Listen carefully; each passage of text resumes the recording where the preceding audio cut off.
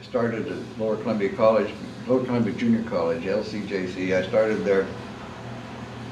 I'd worked at fiber for a while after I got out of school, and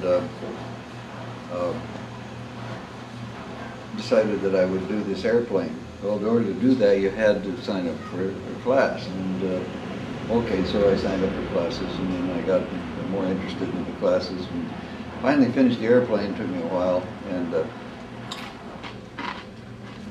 flew the seaplane got my seaplane rating. But in the meantime, I'd gotten a pilot's license.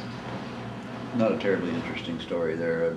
Near my dad's flying days, he had a seaplane, and he would fly it.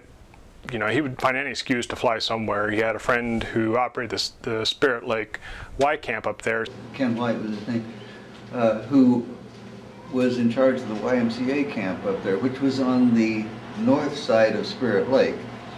And that's where the camps were, and so they had the mail. I'd go up there and deliver the mail to them or whatever, or just go up there to spend the night at the place. And one evening, there's a newly overhauled engine. You don't want to get them, overheat them. It's not something you do.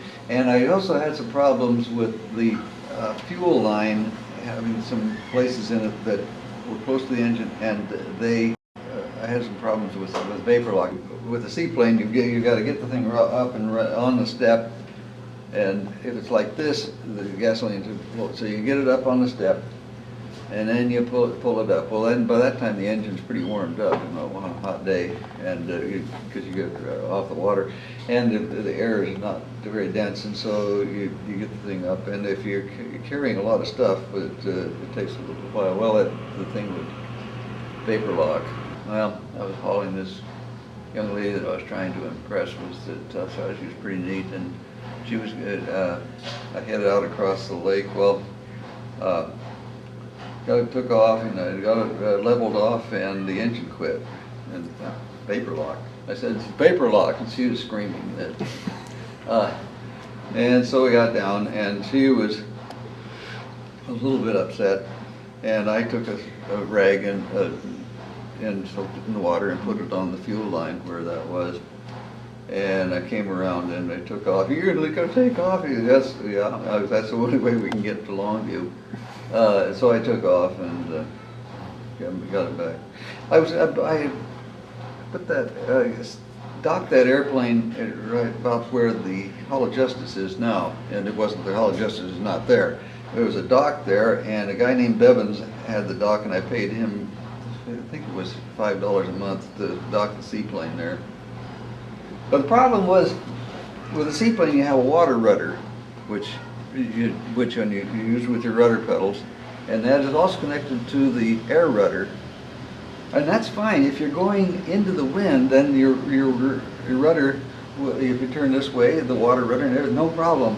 And especially if you're going upstream, so you've got plenty of control. The problem with a seaplane is docking.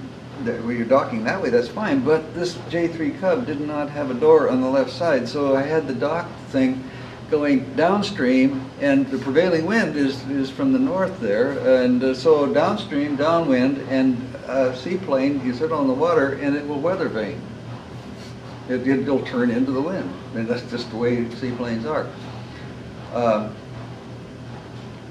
So I would have to come into the dock at a pretty good speed, so I'd have, it wasn't, if the wind's blowing this way, you turn the rudder that way, the wind hits it and it goes straight, it's the way it's supposed to go. So you got to really be moving in order to keep the air, and then that makes your water rudder go. But then you're getting out on the right side of the airplane, the starboard side of the airplane, and here I come to this dock, which is maybe 15 feet long, and I've got to jump out of the thing, grab the strut on the airplane, and drag my feet along this thing so it gets to a stop before it goes off the end of it, before my feet go off the end of it.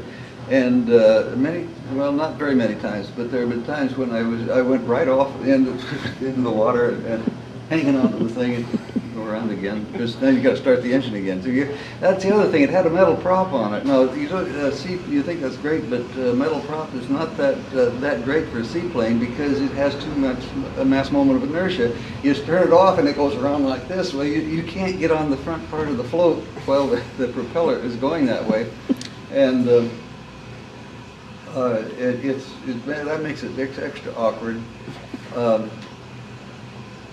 There was a point I'm trying to get here. Anyway, yeah, this young lady was kind of upset when I came in and landed. I got there, oh, everything's fine. Then we're going to start trying to dock the thing. Well, just stay in the seat, don't worry about it. I didn't make a very good impression.